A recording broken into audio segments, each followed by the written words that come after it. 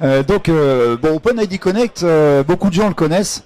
C'est le protocole aujourd'hui SSO le plus répandu, le plus utilisé. Sauf que la spécification OpenID Connect, elle est beaucoup plus complète que ce que les gens utilisent. Et surtout, finalement, OpenID Connect, c'est une spécification qui a un niveau de sécurité intéressant, du niveau des SAML, mais l'implémentation qu'on en fait tous les jours, elle est d'un niveau très inférieur. Et justement, l'objet de cette conférence, c'est un peu de vous expliquer ce qu'on peut faire, comment utiliser OpenID Connect correctement et obtenir les niveaux de sécurité qu'on avait précédemment sur SAML notamment. Voilà, donc je vais commencer d'abord par rappeler un petit peu ce que c'est que le SSO, parce que le SSO, tout le monde en parle. Tout le monde ne comprend pas forcément ce qu'on fait avec. Voilà, donc un SSO, c'est d'abord ce qu'on appelle un single sign-on, c'est-à-dire que je m'authentifie une fois et j'accède à tout mon espace applicatif dans l'entreprise. Donc, moi, je ne me suis pas présenté, mais j'ai fait pas mal d'années dans la gendarmerie. Pour ceux qui me connaissent, la gendarmerie, elle a un SSO qui protège 400 applications. Ça veut dire qu'on s'authentifie une fois et on accède à une des 400 applications ou plusieurs sans se réauthentifier et en utilisant une seule carte à puce ou un seul login mot de passe. Donc ça sert d'abord à partager l'authentification, l'identité, mais dans une entreprise, c'est pas suffisant, on va plus loin et on essaye notamment. Ouais, c'est bon. Pardon. On reprend. Donc on essaye aussi de partager des autorisations, des mécanismes d'autorisation. Donc là, il y a plusieurs façons de le faire. Soit les autorisations, on les gère dans l'application.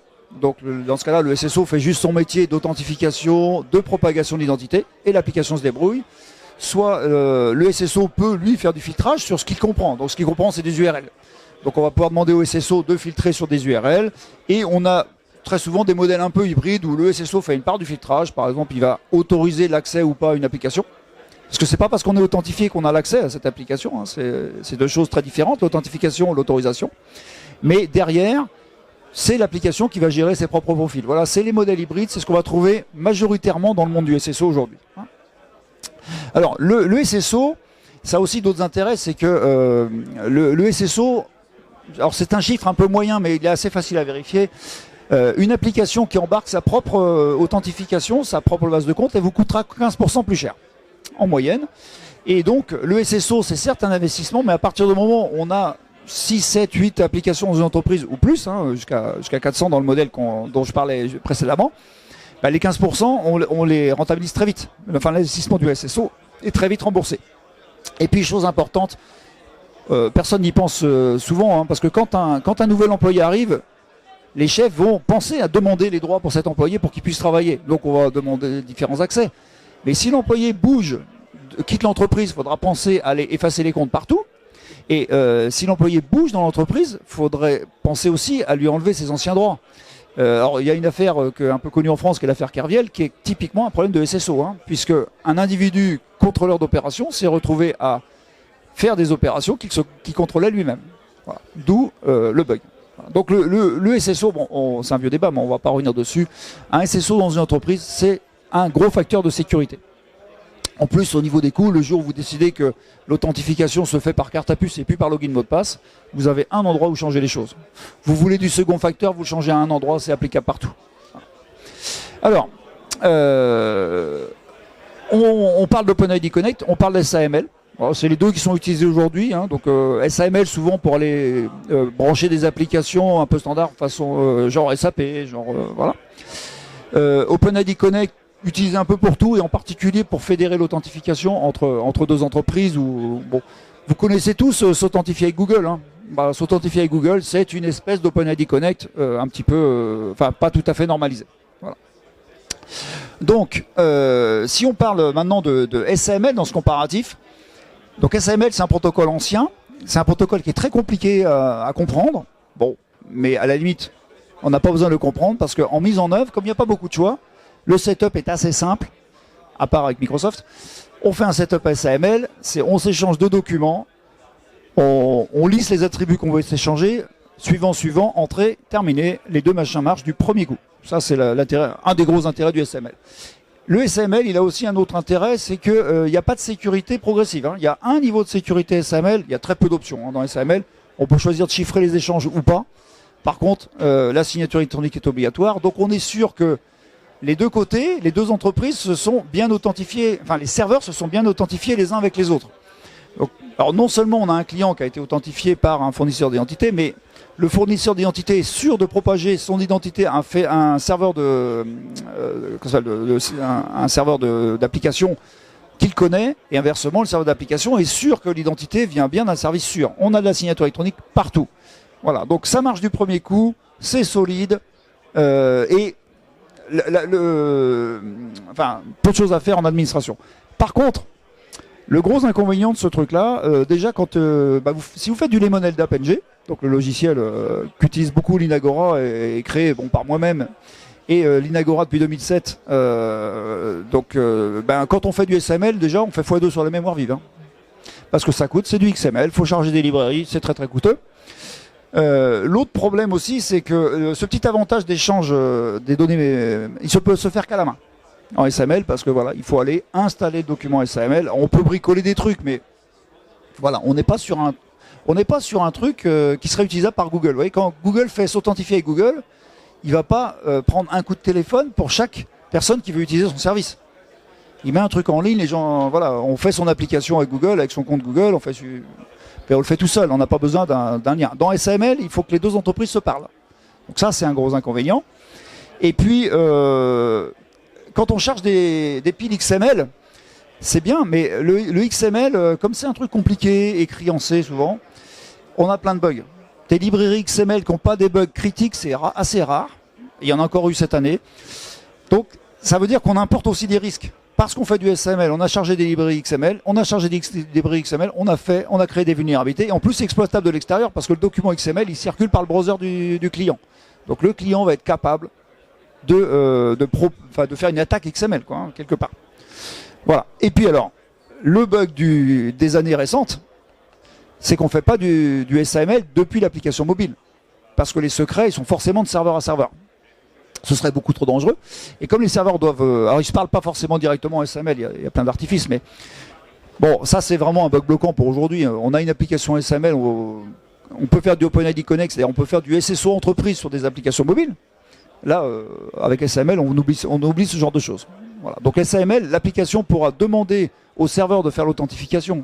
Mais on va être obligé, dans l'application mobile, de lancer le browser, et de faire l'authentification à côté, puis de faire un mécanisme de callback plus ou moins sécurisé, parce que du coup il sera hors protocole, pour rapatrier l'identité dans le SAML, dans l'application mobile. Voilà. Donc on voit bien un truc bien pensé à une époque, mais qui n'est pas l'époque d'aujourd'hui. Si on passe maintenant à OpenID Connect, on va trouver à peu près l'inverse. Alors d'abord, la grande facilité de déploiement et d'implémentation. Des librairies OpenID Connect, il y en a plein. Le protocole, tant qu'on ne fait pas de sécurité, il est simple. Il faut juste mettre un login mot de passe dans l'application client, une redirect URI.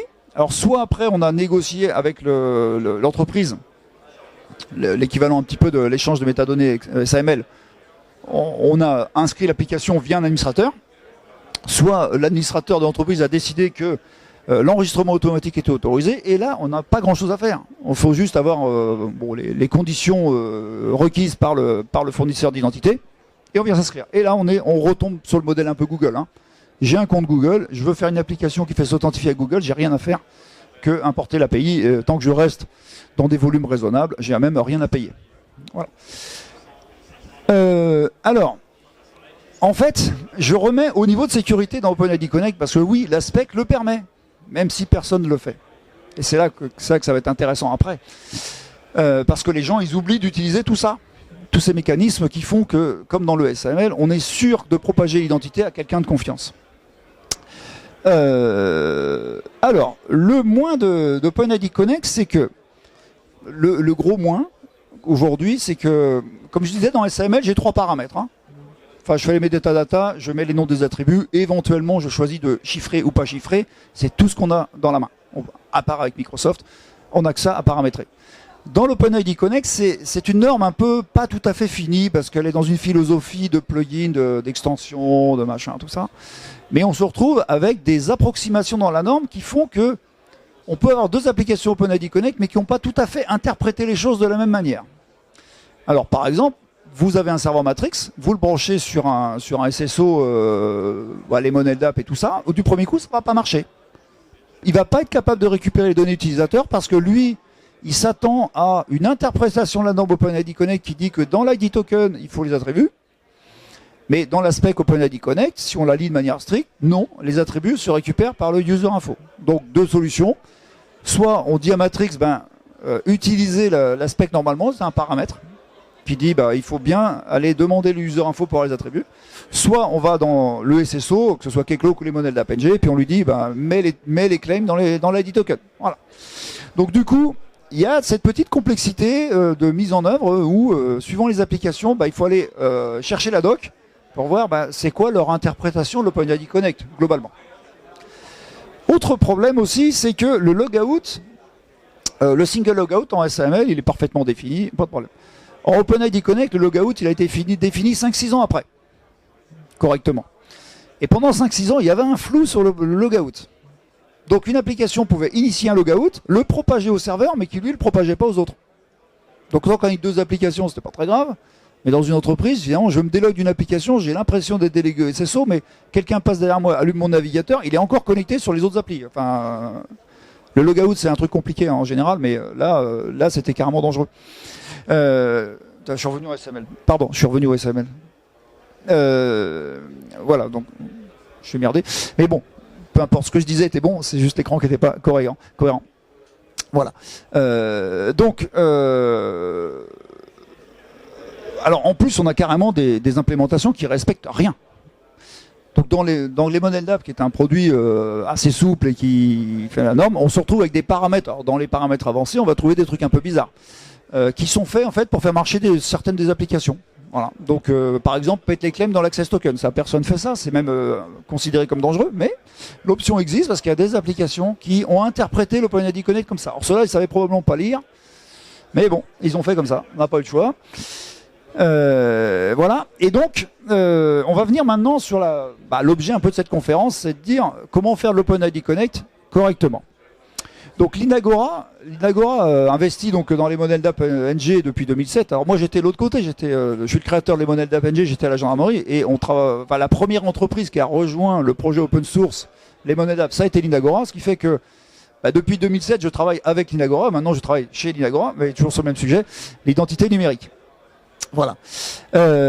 Et donc l'Inagora, il y a un ou 2 ans, là, a choisi d'aller plus loin dans la sécurité. C'est que on a décidé d'être finalement la seule entreprise, enfin le seul projet communautaire qui implémente complètement la spécification de l'ANSI sur l'OpenID Connect. Parce que voilà, l'ANSI a sorti un guideline là, sur OpenID Connect avec des contraintes de sécurité de niveau élevé, donc qui font que on doit utiliser les mécanismes de sécurité avec signature comme le SAML. Et ils ont en plus été un peu plus loin parce qu'ils ont donné des options qui sont pas dans la spec, voire même qui sont déviantes par rapport à la spec. Donc on a tout implémenté. Voilà, donc on a le produit qui est intégralement compatible avec ces spécifications de l'ANSI. Alors bien sûr, ce sont des options, les trucs non conventionnels sont des options, mais vous pouvez les activer si vos applications sont compatibles.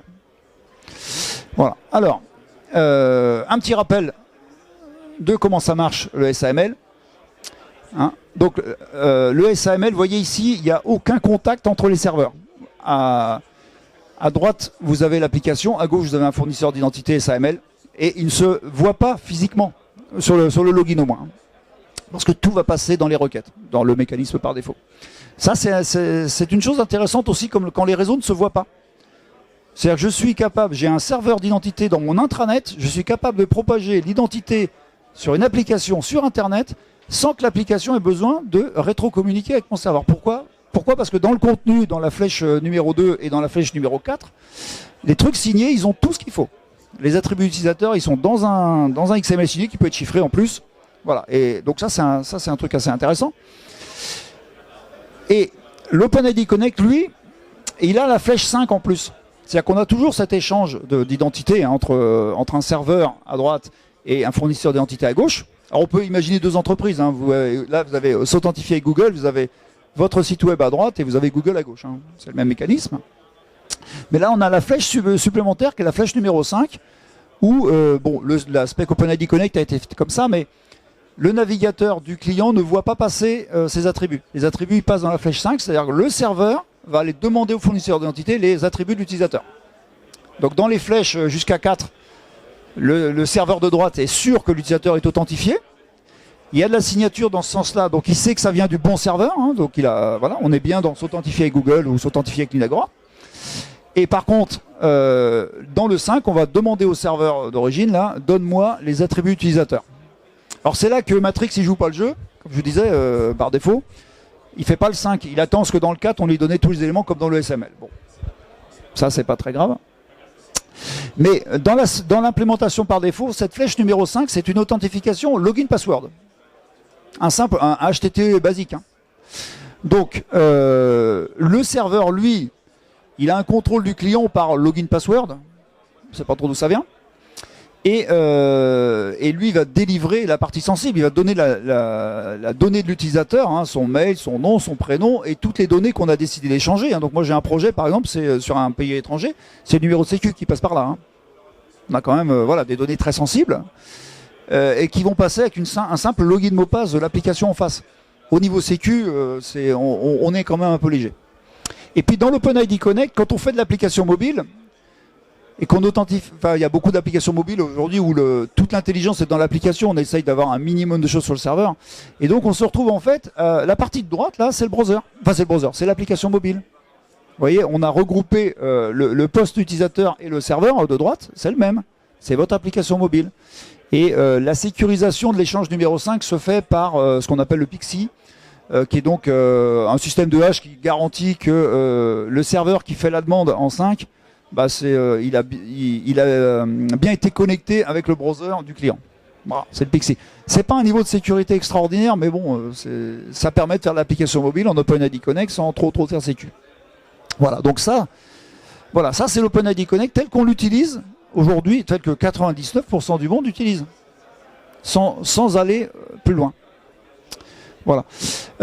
Juste pour continuer ce petit tour, hein, vous avez France Connect, enfin ici en France tout le monde connaît France Connect. Hein. Ben, France Connect c'est un double OpenID Connect, d'accord.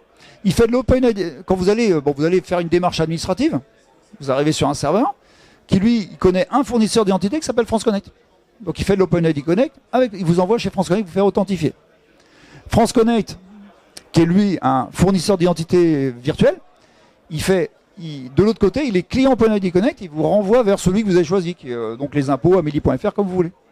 Vous authentifiez chez le partenaire, qui lui renvoie l'identité à ce qu'il croit être son client, qui est France Connect.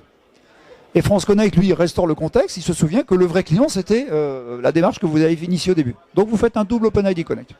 Okay. Mais ça reste de l'OpenID Connect. Accessoirement, faire ça avec les modèles d'APNG dans votre entreprise, si vous avez besoin de faire un double OpenID Connect, c'est une config qu'on fait en 10-15 minutes, hein, quand on connaît le produit. Hein, ça va très très vite. Voilà. Donc maintenant, venons-en finalement à cette sécurité renforcée. Hein. Donc ça, c'est ce que un petit peu d'histoire. Hein. Donc les modèles d'app, c'est beaucoup plus ancien que Keycloak. Hein. C'est un truc qui date de 2003. La première version, les modèles DRAP, donc qui servaient à protéger des applications du ministère des Finances, pas encore la télé TVA à l'époque, mais d'autres applications. Il y a eu un rewrite complet du logiciel pour le moderniser, ça a donné les modèles d'APNG, donc ce qui existe aujourd'hui, donc fait par la Gendarmerie nationale, puis l'Inagora, puis quelques autres entreprises dans les années 2010. Voilà. Et je le répète tout le temps parce que personne ne le sait, mais les modèles d'APNG, c'est de très très loin le leader du SSO en France. Hein. En termes de nombre de clients, en termes de nombre de hits par jour, en termes de tout ce que vous voulez, en termes d'instances, en termes de CPU, de tout ce qu'on veut, c'est de très très loin le leader en France. Hein. Parce que déjà, toutes les administrations l'utilisent. Il y a plein d'entreprises qui l'utilisent. Il y a plein de PME qui vendent du service en ligne, qui utilisent du Lemon parce que c'est moins cher que voilà, pas besoin de payer des licences. Et donc voilà, on est sur un produit leader du marché. Enfin, voilà. Alors comme il coûte rien et que les gens l'utilisent et qu'il est très facile à utiliser sans prestation, il y a beaucoup de gens qui l'utilisent sans le savoir. Hein. Voilà. Et donc on a aussi à l'étranger, Québec, Vietnam, Tunisie, l'île Maurice aussi depuis pas très longtemps. Pologne, Turquie, Brésil, on sait que c'est déployé largement parce que quand vous voyez que les traductions du logiciel sont faites tous les 15 jours, y compris la partie administration, c'est-à-dire qu'on a des prestats dans ces 3 pays-là au moins, on a des prestats qui ont des vrais clients, hein, c'est sûr, parce que s'emmerder à traduire tous les 15 jours, mettre de la main-d'œuvre là-dessus, on fait pas pour rien. Hein. Mais on ne sait pas qui c'est, c'est la magie de l'open source, hein, les gens, le produit leur plaît. Un jour, sur une discussion d'ailleurs, je disais, bon, la plus grosse instance connue, c'est le ministère de l'Intérieur, de l'EmonNetDAP, avec 35 millions de hits jour par instance. Et il y avait un gars qui m'a répondu sur le forum, à un gars anonyme, avec une adresse, mais qui disait, non, vous êtes pas du tout le plus gros. Hein. Voilà. Alors, donc Lemon, c'est déjà ça a été construit par des utilisateurs exigeants. Hein. Aujourd'hui, c'est ce qui protège les fichiers terroristes du ministère de l'Intérieur. C'est ce qui protège tout ce qui est sensible dans l'État. Bon, le ministère des Armées, non, parce qu'eux, ils ont fait des choix différents, parce qu'ils ont une logique full Microsoft. Mais tous les autres ministères utilisent ça. Hein. Avec donc communauté assez solide hein, aujourd'hui, hein, parce qu'on est 30 contributeurs, 2 entreprises vraiment très très engagées, l'État, hein, qui n'a pas le choix bien sûr, parce que lui c'est son système. Et puis à la conception, Lemon d'abord il a été construit pour la vitesse. Il a été construit pour marcher outre-mer, parce que quand il a été construit dans les années 2000, les réseaux entre la France et la France outre-mer n'étaient pas bons. Donc ça a été conçu pour avoir une faible empreinte réseau, ça a été conçu pour ne pas avoir trop d'overhead. On est à 3 mesuré par le ministère des Finances en 2012, on était à 3 millisecondes d'overhead par requête contrôlée. Hein. Donc c'est très faible. Lemon, il parle toutes les langues. Et il fait traducteur de toutes les langues. En même temps, vous pouvez brancher des applications, des vieilles applications OpenID 2, des applications CAS, des applications Shibboleth. Tout ça, vous le branchez, vous connectez à France Connect. Et ça marche. Lemon, il fait le traducteur à la volée. Alors, on a pas mal de cas, on a beaucoup de clients aujourd'hui qui sont en relais, hein, qui utilisent Lemon LDAP de manière transparente pour relayer des applications modernes ou vieilles avec un fournisseur d'identité qui ne parle qu'une langue. Voilà, par exemple, on a un client qui a d'OpenAM. OpenAM, c'est un peu la fin de vie, mais ça existe encore. Et ben, son OpenAM, il parle que le SAML. Il a des applications modernes en OpenID Connect. Lemon fait le truc transparent. 0 bug, hein, ça marche du premier coup. On a mis 15 minutes à faire le setup. Hein. Alors, c'est développé en TDD aussi. Donc, les fonctionnalités annoncées sont testées. Vous allez dans les répertoires de tests. Vous trouverez, en plus, les scénarios de tests sont écrits. D'ailleurs, moi, quand je fais une config Lemon LDAP, je vais même pas dans la doc quand je me souviens pas, je vais dans les tests. Je regarde le test qui ressemble à ce que je veux faire, je prends la config et je l'applique. Hein, et ça marche. Donc, très souple, modulaire. Un système de plugin, parce que depuis 2015, Lemon, c'est un ordonnanceur de plugin. Donc, on peut faire des trucs très bizarres pour certains clients. Voilà. Et puis, réellement libre. Il n'y a aucune version freemium, il n'y a aucune... voilà, que ce soit nous, que ce soit les autres entreprises, que ce soit l'État français, il n'y a pas de choses cachées. La seule chose qui est cachée, bien sûr, c'est les mots de passe, trucs secrets, les vrais secrets, l'intégration. Mais le logiciel est 100% libre. Tous les plugins sont 100% libres. Après, si d'autres veulent construire des plugins propriétaires, évidemment, ils peuvent le faire. Hein. Aujourd'hui, il n'y en a pas. Et c'est une vraie licence, hein, c'est du GPL, hein, c'est pas... Alors, comme je vous disais, bon ça je vous l'ai déjà dit, hein, mais... si vous, le QR code à droite, ça c'est pour suivre ça vous montrera le ticket avec tout ce qu'on a fait pour l'ANSSI. Alors l'ANSSI et France Connect Plus, parce que bon, vous connaissez France Connect, il y a une version qui s'appelle France Connect Plus, c'est la même chose mais avec une identité plus forte et des mécanismes OpenID Connect plus sécurisés. Voilà, donc c'est la première vraie implémentation, enfin la première vraie demande d'un OpenID Connect qui soit pas le truc qu'on fait par défaut avec login password. Il vient de France Connect Plus. Et la demande formelle, c'est celle de l'ANSSI avec son guide de sécurisation. Les deux sont un petit peu complémentaires. Bon, nous, on a fait les deux. Hein. On a couvert tout le sujet. Donc, on fait comme le SAML. On signe, on chiffre dans tous les sens. Donc, on authentifie par signature. Hein. La flèche numéro 5 de tout à l'heure, ça devient une signature électronique qui sert à authentifier. On va pouvoir chiffrer. Ça veut dire qu'on va utiliser les clés du serveur applicatif qui va donc publier des clés, ce qu'on appelle JWKS. Hein. Voilà. Et en plus, on en a profité pour... c'était une des recommandations de l'ANSSI, c'était un très haut niveau de sécurité sur le stockage. Ça veut dire que les identifiants de session, ils sont stockés de manière anonyme dans le stockage. Enfin, c'est un truc compliqué à faire, hein, mais on l'a fait. Donc, même si vous piratez la base de données, vous n'en faites rien. Voilà. Vous n'êtes pas capable de récupérer un access token en piratant la base de données parce que vous ne trouverez pas l'info. L'info a été hachée avec une clé, enfin bon, un truc un peu particulier. Mais c'était la recommandation, on l'a fait. Voilà. Donc, ça montre aussi que ce produit, LemonLDApp, c'est un produit qui vit. Il y a quand même 1000 commits par an, hein, depuis 2004, hein. Enfin 1000 minimum. Et donc vous avez toujours les dernières specs, vous avez toujours voilà, même par exemple la spec n'est pas encore fraîche de SSO au sein des applications mobiles. Elle existe dans Lemon, elle existe sous forme de pull request pour l'instant parce que on attend que OpenID Connect valide définitivement, mais le truc est prêt. Voilà, on suit, on se maintient. On n'a aucun problème de comparaison avec les Keklo, que les OpenAM et tout ça. On tient la charge. Le seul truc, nos interfaces d'administration sont moins jolies. Mais on y travaille et d'ici moins d'un an, vous aurez en plus des jolies interfaces d'administration user-centrées sur LemonLDApp. Ça va pas tarder, mais bon voilà, c'est un effort de l'Inagora sur ce produit et qui sera bien sûr open source. Voilà. Et alors l'autre effort de l'Inagora, c'est que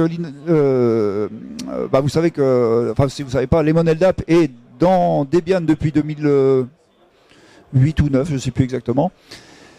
Et donc quand on est dans Debian, il y a du LTS. Qui fait le LTS de LemonLDApp dans Debian et pour les clients, c'est l'Inagora. Voilà. Et donc alors on le fait façon Debian, c'est-à-dire qu'on ne monte pas de version, on applique des patchs sur la version en cours. Ce qui fait que vous passez les correctifs de sécurité sans avoir besoin de faire un upgrade fonctionnel. Ça, vous avez validé votre version de 0.11, de 16, peu importe. C'est celle que vous avez en prod. Vous savez, dans les grosses productions, on n'aime pas trop faire des montées de version sans passer par Xtest, et c'est normal. Et bien nous, voilà, on rétro-applique les patchs sur la version que vous avez. Donc on le fait sur 2 versions Debian en plus de la dernière. Et on le fait pour les clients sur mesure, sur la version du client, bien sûr. Mais ça, par contre, c'est avec un contrat l'Inagora. Voilà. Et puis, bon, le reste, c'est un peu ce que je vous ai déjà dit. Mais comme on me fait signe que j'ai déjà été un petit peu long, je vais laisser la place aux questions.